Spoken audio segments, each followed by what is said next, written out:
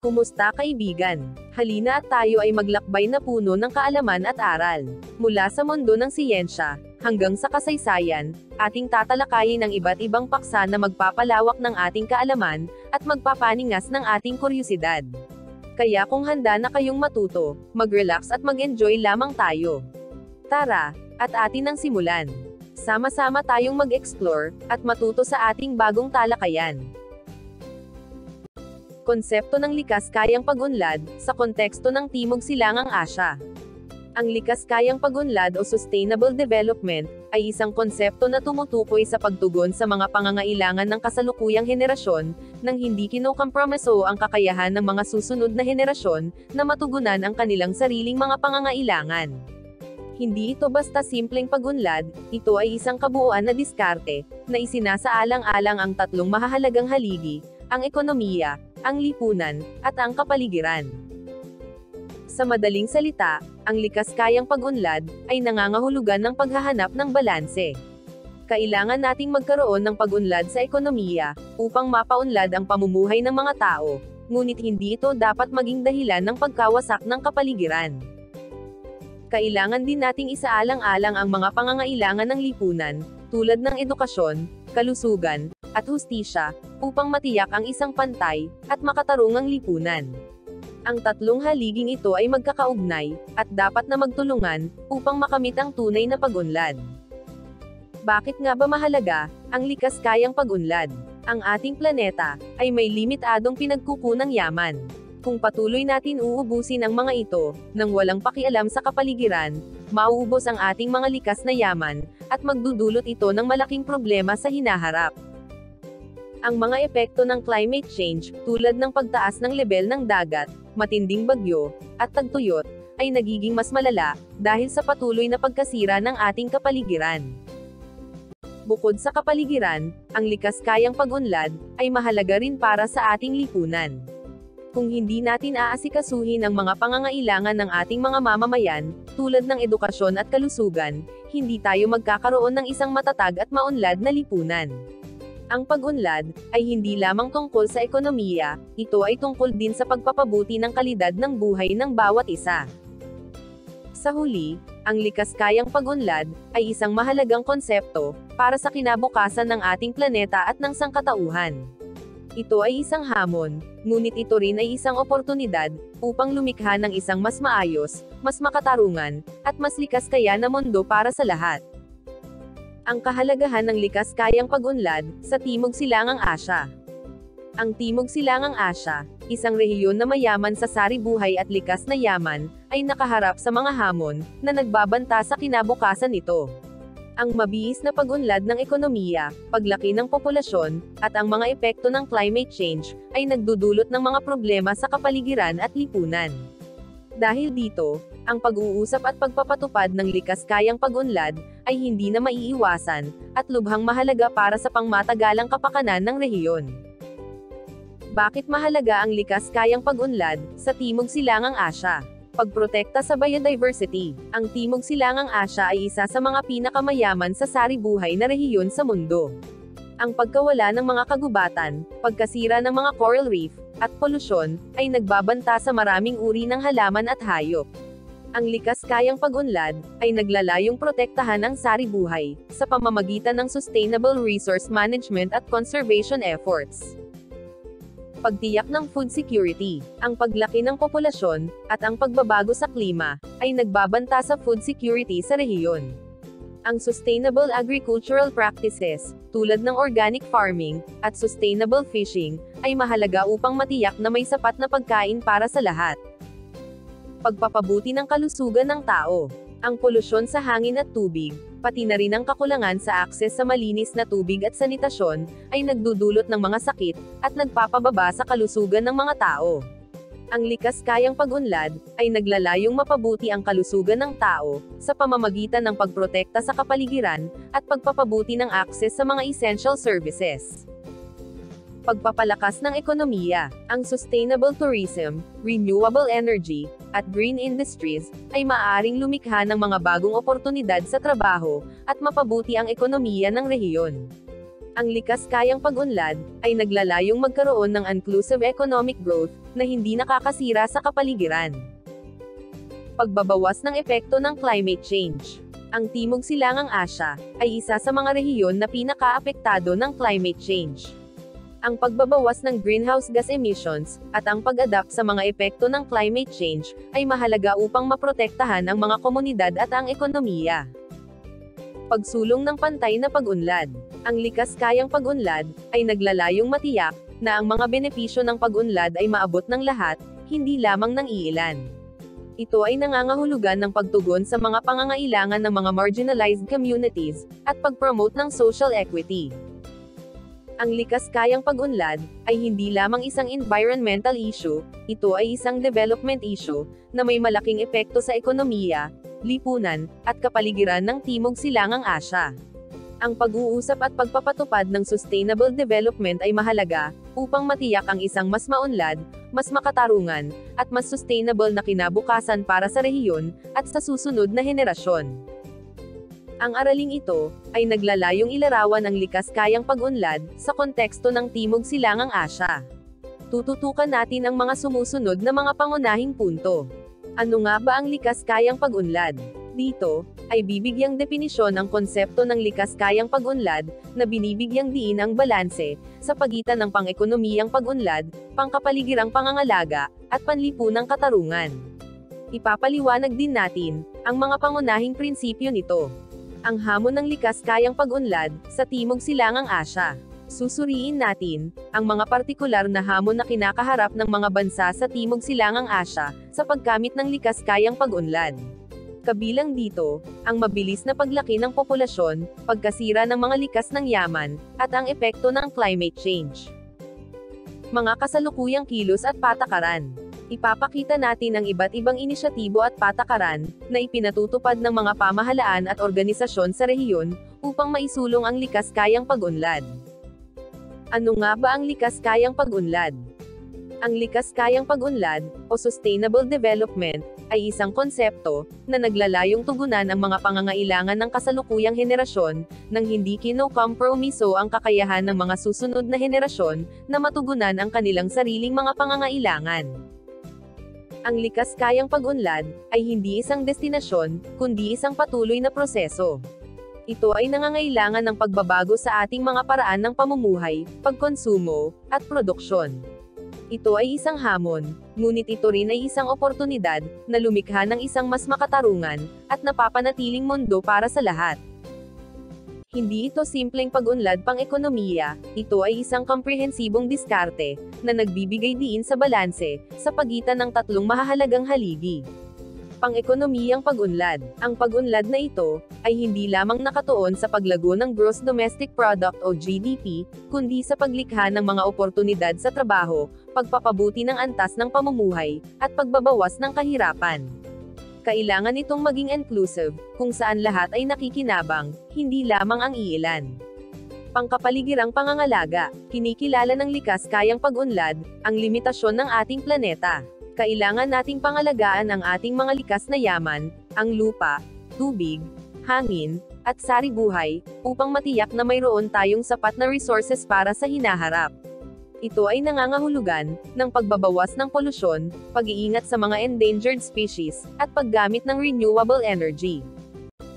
Panlipunang katarungan. Ang pag-unlad ay dapat maging patas at makatarungan para sa lahat.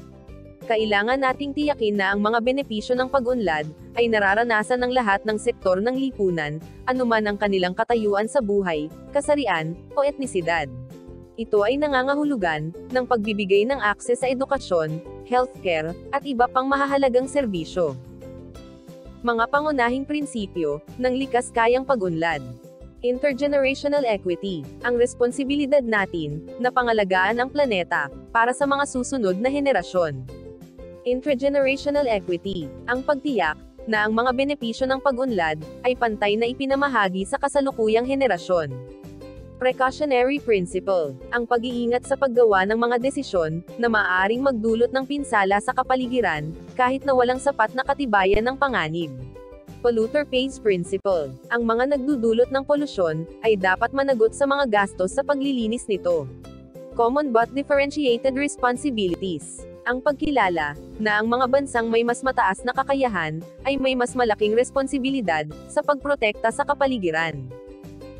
Mga hamon ng likas kayang pag-unlad sa Timog Silangang Asya. Ang Timog Silangang Asya, isang rehiyon na mayaman sa sari-buhay, na may mabilis na pag-unlad ng ekonomiya, ay nakaharap sa mga komplikadong hamon sa pagkamit ng likas kayang pag-unlad.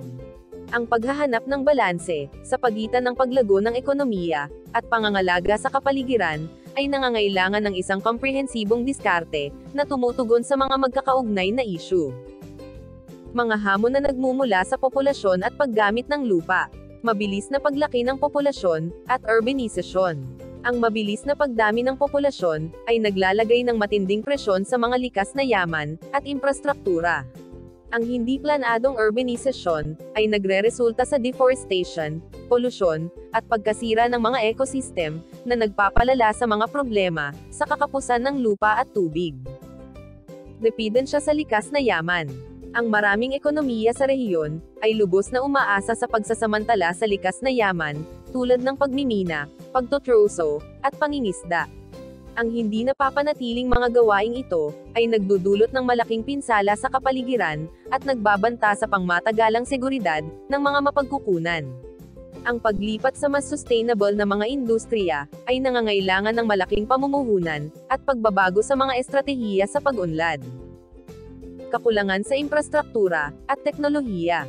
Ang kakulangan ng sapat na infrastruktura, partikular sa mga sistema ng wastewater treatment, solid waste management, at renewable energy, ay nagpapahirap sa pagpapatupad ng mga sustainable na kasanayan. Ang kakulangan ng akses sa modernong teknolohiya ay naglilimita rin sa kakayahan ng mga bansa na mag-monitor ng mga environmental impact at magpatupad ng epektibong mga solusyon.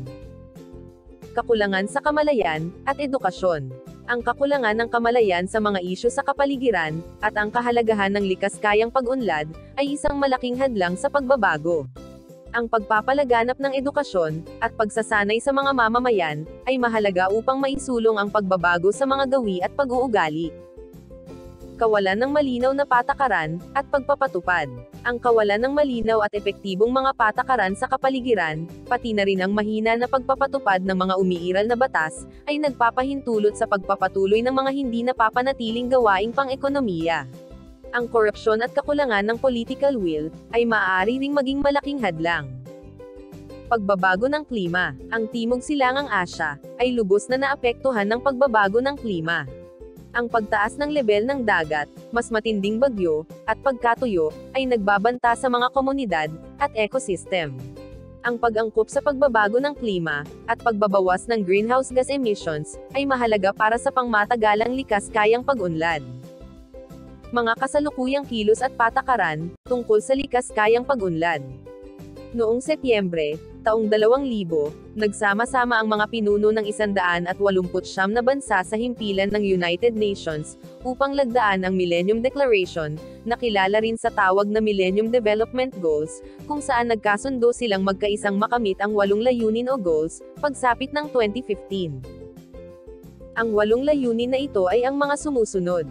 Sugpuin ang matinding kahirapan at gutom. Ipatupad ang pangkalahatang primaryang edukasyon. Itaguyod ang pagkakapantay-pantay sa karapatan ng bawat kasarian at pagsasakapangyarihan ng mga kababaihan. Bawasan ang bilang ng mga batang namamatay. Paunlarin ang kalusugan ng mga inang nagdadalang tao.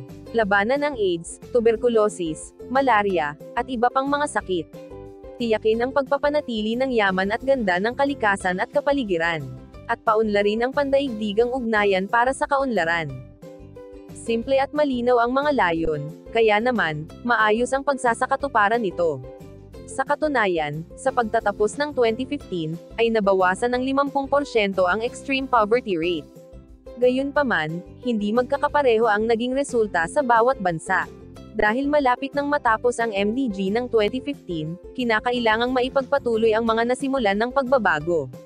Bilang tugon, noong 2012, idinaos ang United Nations Conference on Sustainable Development sa Rio de Janeiro sa Brazil, kung saan iniluwal ang konsepto ng likas kayang pag-unlad, o ang Sustainable Development Goals. Ang ASEAN Community 2015. Samantala, Ang ASEAN bilang tugon sa hamon ng SDG, at bilang isa sa mga organisasyong nagsusulong ng pagkakaisang rehiyonal, ay matagumpay na naitatag ang ASEAN Community, noong ika-31 ng Disyembre taong 2015. Ang pagtatag ng ASEAN Community 2015, na binubuo ng Brunei Darussalam, Cambodia, Indonesia, Laos, Malaysia, Myanmar o dating tinawag na Burma, Philippines, Singapore, Thailand, at Vietnam, ay nagpapahayag ng isang mahalagang yugto sa mga pagsisikap ng ASEAN, tungo sa rehiyonal na integrasyon, at kooperasyon. Ito ay nagpapakita ng dedikasyon ng mga bansang kasapi sa ASEAN, na magtrabaho ng sama-sama, tungo sa pagkamit ng mga pangunahing layunin, na palakasin ang kooperasyon sa pagitan ng mga bansa sa ASEAN, sa larangan ng ekonomiya, politika, at kultura. Ilan sa mga layunin ng ASEAN 2015, ay ang mga sumusunod. Lumikha ng isang lipunang may pagtingin sa hinaharap. Magtaguyod ng lipunan, kung saan ang mga mamamayan ay naninirahan sa isang mapayapa, matatag, at maunlad na kapaligiran. May mga bansang pinag-isa sa isang dinamikong relasyon, at pakikipagsosyo. Lumikha ng isang komunidad, na mapagmalasakit, at palakasin ang integrasyon ng ASEAN, sa pagharap sa pag-unlad ng pandaigdigang konstelasyong politikal.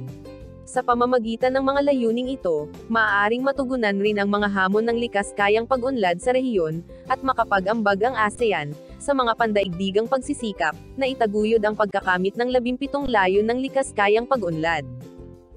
Ang ASEAN Community 2015, ay naglalayong bumuo ng isang mas malakas, at mas bukas na komunidad sa rehiyon ng Association of Southeast Asian Nations. Ang ambisyon nitong makamit ang isang mas maunlad, matatag, at mapayapang rehiyon, ay nakabatay sa tatlong pangunahing haligi: ang ASEAN Political Security Community o APSC, ang ASEAN Economic Community o AEC, at ang ASEAN Socio-Cultural Community o ASCC. Ang bawat haligi, ay may kanya-kanyang layunin at mga programa, ngunit magkakaugnay ang mga ito, sa pagkamit ng pangkalahatang layunin ng ASEAN Community. Ang tatlong haligi ng ASEAN Community 2015, ang kanilang mga layunin at mga pamamaraan upang makamit ang mga layunin. ASEAN Political Security Community o APSC. Layunin nitong palakasin ang ugnayang pampulitika sa rehiyon, upang maiwasan ang mga tensyon at pag-aaway. Magsagawa ng kooperasyon sa mga isyu, tulad ng seguridad, terorismo, krimen, at pagresolba ng mga labis na tensyon sa rehiyon. Ilan sa mga pamamaraan, upang makamit ang mga layunin, ay pagpapatupad ng mekanismo, para palakasin ang ugnayan sa pagitan ng bansa sa ASEAN. Pagpapatupad ng mga kasunduan at kontrata sa pagitan ng mga bansa, para sa pakikisangkot sa seguridad, pagpapalakas ng mga institusyon tulad ng ASEAN Regional Forum o ARF, at ASEAN Defense Ministers Meeting. At pagpapalakas ng diplomasya, sa ugnayan ng mga bansa sa rehiyon. ASEAN Economic Community o AEC. Layunin nito ang pagpapalakas ng integrasyon ng ekonomiya sa rehiyon, kasama na dito ang pag-alis ng mga pampulitikang hadlang sa kalakalan. At pagpapalakas ng pagtutulungan, sa larangan ng pananalapi at industriya. Ilan sa mga pamamaraan upang makamit ang mga layunin, ay ang pagsulong ng malayang kalakalan, pamumuhunan, at pagpapalakas ng kooperasyon, sa larangan ng ekonomiya. Pag-alis ng taripa at non-tariff barriers, upang mapadali ang pagpunta ng mga produkto at serbisyo, sa iba't ibang bansa sa ASEAN. Paglikha ng mas malaking oportunidad, para sa mga negosyo at mamamayan sa rehiyon. ASEAN Socio-Cultural Community o ASCC. Layunin nitong palakasin ang pagkakaisa at kultural sa rehiyon, at pagtutulungan sa edukasyon, kalusugan, kapakanan ng mga mamamayan, at kapaligiran. Mga pamamaraan upang makamit ang mga layunin, ay ang pagpapatupad ng mga programa at proyekto, para sa kapakanan ng mga mamamayan sa ASEAN, tulad ng serbisyong pangkalusugan, kultura, at tradisyon ng mga bansa sa rehiyon, at paglikha ng isang mas makatarungan, at magkakapantay na lipunan sa rehiyon ng ASEAN. Ang tatlong haligi ng ASEAN Community 2015, ay magkakaugnay at magkakasama na nagtatrabaho, upang makamit ang pangkalahatang layunin, ng isang mas maunlad, matatag, at mapayapang rehiyon. Ang kapayapaan at seguridad ay mahalaga, para sa matatag na ekonomiya, at ang isang maunlad na ekonomiya, ay mahalaga para sa pagpapabuti ng buhay ng mga mamamayan. Ang pagtutulungan ng tatlong haligi ay mahalaga sa pagkamit ng isang tunay na ASEAN Community. Ang ASEAN Community 2015 ay isang patuloy na proseso, at mayroon pang mga hamon na kinakaharap. Ngunit ang tatlong haligi nito ay nagbibigay ng isang malinaw na direksyon at pundasyon para sa patuloy na pag-unlad at pagsasama-sama ng rehiyon. Ang konsepto ng likas kayang pag-unlad o sustainable development ay isang mahalagang usapin sa Timog Silangang Asya, isang rehiyon na mayaman sa sari-buhay at likas na yaman, ngunit patuloy na nahaharap sa mga hamon ng mabilis na paglaki ng populasyon, urbanisasyon, at industrialisasyon. Ang paghahanap ng balanse sa pagitan ng pangangailangan para sa ekonomikong pag-unlad at pangangalaga sa kapaligiran ay isang patuloy na proseso na nangangailangan ng kolaborasyon sa pagitan ng mga pamahalaan, pribadong sektor, at mamamayan. Sa pagtatapos ng ating pagtatalakay, mahalagang tandaan na ang likas kayang pag-unlad ay hindi lamang isang layunin, kundi isang proseso. Ito ay isang patuloy na pag-aaral, pag-angkop, at pagbabago, upang matiyak na ang mga pangangailangan ng kasalukuyang henerasyon ay matutugunan ng hindi sinasakripisyo ang kakayahan ng mga susunod na henerasyon na matugunan ang kanilang sariling mga pangangailangan. Ang pagsasama-sama ng mga tradisyonal na kaalaman at modernong teknolohiya, ang pagpapalakas ng mga institusyon, at ang pagtaas ng kamalayan sa publiko, ay susi sa pagkamit ng tunay na likas kayang pag-unlad sa Timog Silangang Asya. Ang pag-unlad na ito ay hindi lamang tungkol sa ekonomiya, kundi pati na rin sa lipunan at kapaligiran. Kailangan ng isang holistic at integrated approach na isasaalang-alang ang mga interaksyon ng mga iba't ibang sektor at ang kanilang epekto sa kapaligiran. Ang pagsusulong ng mga sustainable practices sa agrikultura, turismo, at enerhiya ay mahalaga upang mabawasan ang environmental footprint ng rehiyon. Sa huli, ang tagumpay ng likas kayang pag-unlad sa Timog Silangang Asya ay nakasalalay sa kolektibong pagkilos at pangako ng lahat. Ito ay isang hamon na kailangan nating harapin ng sama-sama sa pamamagitan ng pagtutulungan at pagkakaisa upang matiyak ang isang mas maunlad at sustainable na kinabukasan para sa lahat. Ang pagpapatuloy ng pag-aaral at pag-unawa sa konseptong ito ay magiging susi sa pagkamit ng isang mas magandang kinabukasan para sa rehiyon. Hanggang sa muli, maraming salamat sa panonood.